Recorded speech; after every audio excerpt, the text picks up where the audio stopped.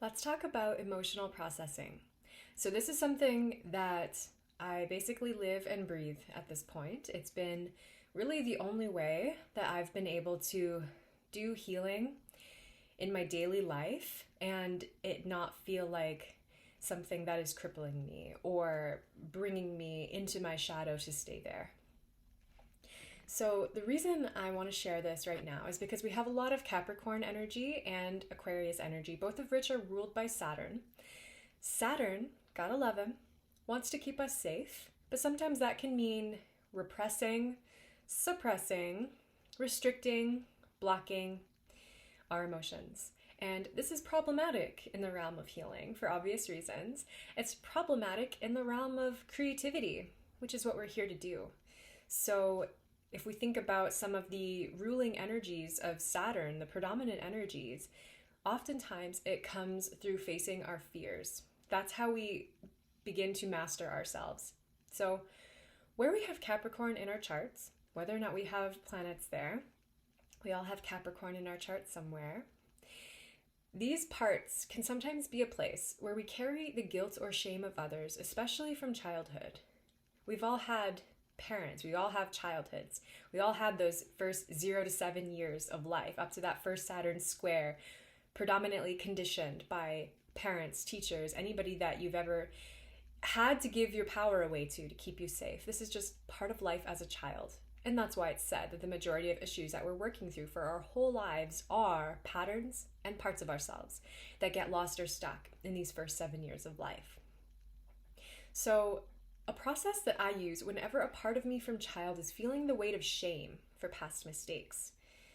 It's a combination of practices from many different teachers, and it's a combination of breath work, tapping, heart commands, emotional processing, and integration work in general. And I want to share this with you because it has been absolutely transformative for me, and I do this weekly, if not daily, in varying degrees.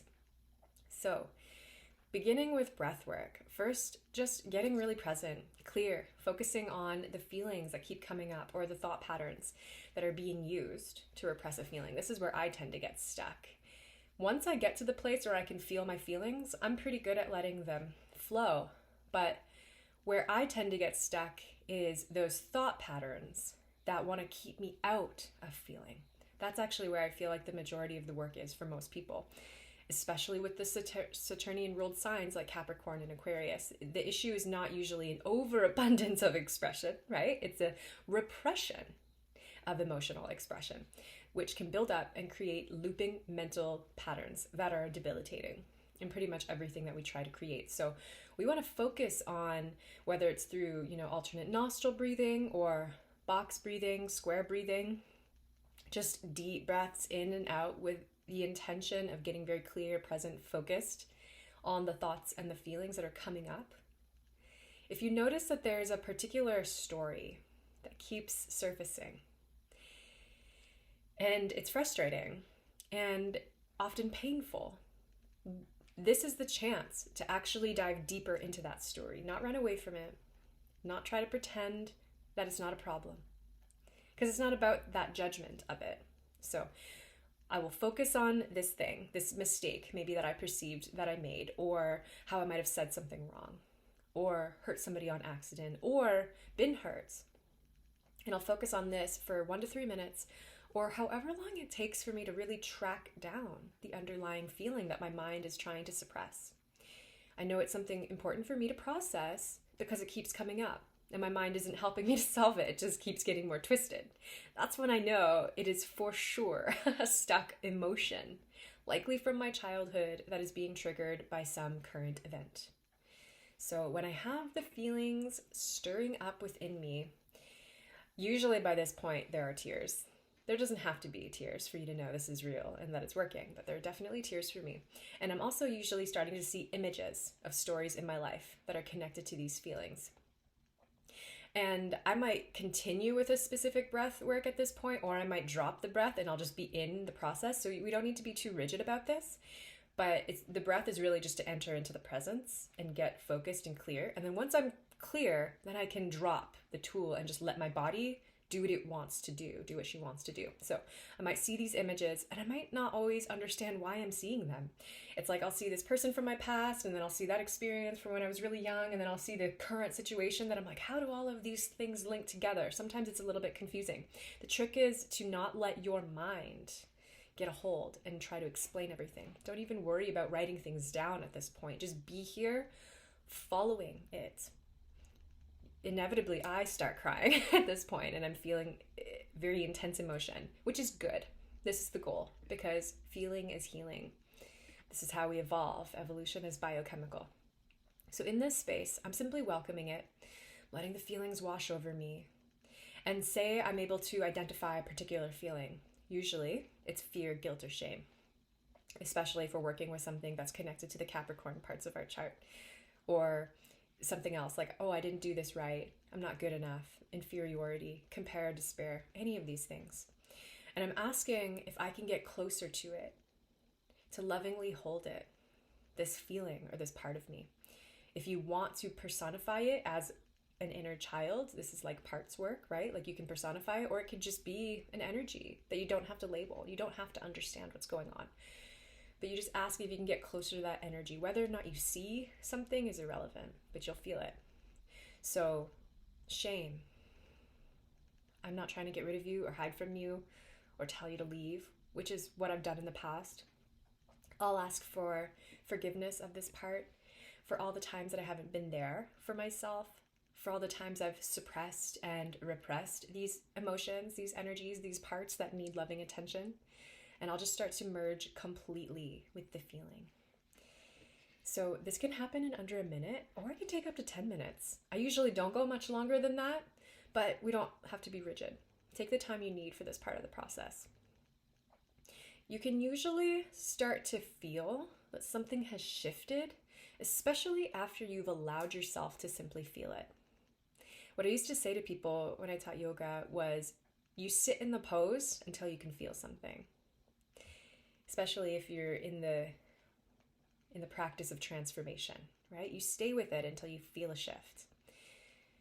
And from here, this is when I begin the tapping. And so for me, my words often sound something like this. Even though I've made mistakes, I still love, honor, and appreciate myself. So for me, most of my childhood wounds are around getting into trouble for simply being myself. Maybe I talked too loud. Maybe I knocked something over on accident. So I've been working for my whole life to release the burden of shame that was placed onto me for me just expressing my desires and living, and sometimes just saying something. So even though I've made mistakes, I still love, honor, and appreciate myself. And I'll just say that over and over and over again as I go through my rounds of tapping. So you can use just about any tapping method you like, but the one that I was taught starts with the sides of the hands, and you can kind of do this like karate chop thing. And then the top of the head, the eyebrows, usually there's like a point right in the middle of the eyebrows where you start to feel it's sensitive. But sometimes I'll just go over the whole eyebrow, and then under the eye, or one specific spot under the eye, there's a sensitive point. Above the upper lip, below the bottom lip, the chest, right near that thymus gland, and then the side body, mid-rib cage area. And so I would say the whole phrase, even though I've made mistakes, I still love, honor, and appreciate myself. Even though I've made mistakes, I still love, honor, and appreciate myself. And maybe it'll evolve as I keep going. Even though I said the wrong thing, I still love, honor, and appreciate myself. Even though my words might have hurt somebody, I still love, honor, and appreciate myself. Even though I was acting unconsciously, I still love, honor, and appreciate myself. Even though I was acting irreverently, I still love, honor, and appreciate myself. Even though I've made mistakes, I still love, honor, and appreciate myself. Even though I've made mistakes, I still love, honor, and appreciate myself.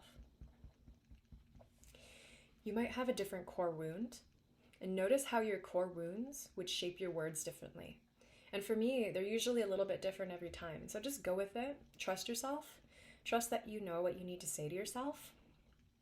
And usually words will come. So usually I'll do 3 to 4 rounds of the tapping. And there's often still some strong feelings here. So usually there's release happening in this time. Some ugly crying where I'm like, I still love, honor, and appreciate myself, right? Like the ugly crying is usually happening a little bit. Or I'm like trying to keep my eyes closed and there's like tears like building up inside my eye, and then I open my eye and it's just like everywhere. Okay, it's like this is a very beautiful, sacred process. Judgment is not allowed in this space. There's no one way it's supposed to look. So when I feel complete, I'll move into heart commands. And I'll start first by saying, dear heart, please lift from my body and field all energy that is not mine now. Deep inhale, exhale.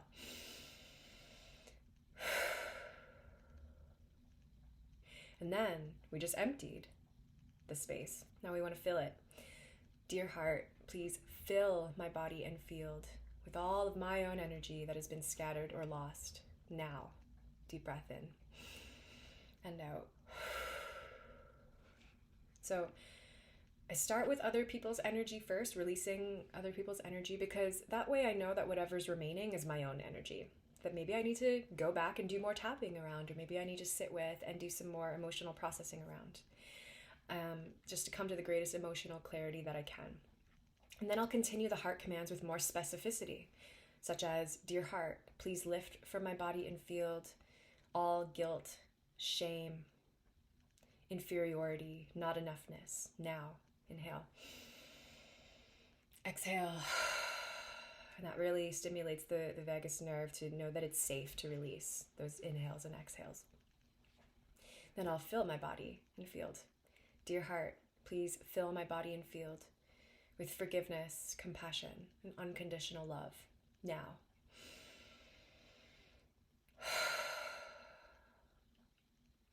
And then I'll end the process by breathing for a few moments and then writing down anything that feels necessary if I want to.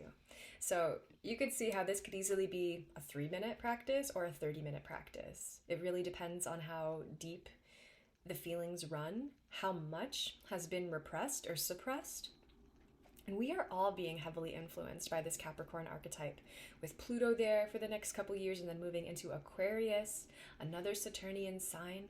We live our lives on a daily basis with so much information to process, and it's so easy. It's easier than ever before to completely emotionally bypass, which is a form of spiritual bypassing.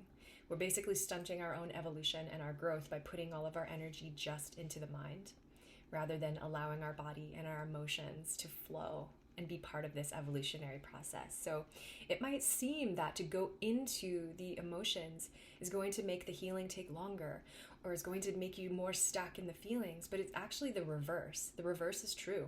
If you go into it, it accelerates the healing process. And you're going to find that you're going to keep coming back to similar themes over and over and over again, which is why I recommend doing this daily, at least for 3 to 5 minutes, and taking different parts of that practice and scattering them throughout your day if you need to, and making it a habit, making it a ritual where you're inviting your whole self to the table to really be here with you and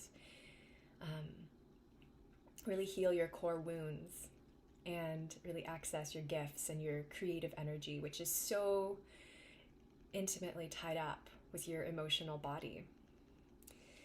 Okay, so I hope this is helpful for you. If you have any questions, please reach out.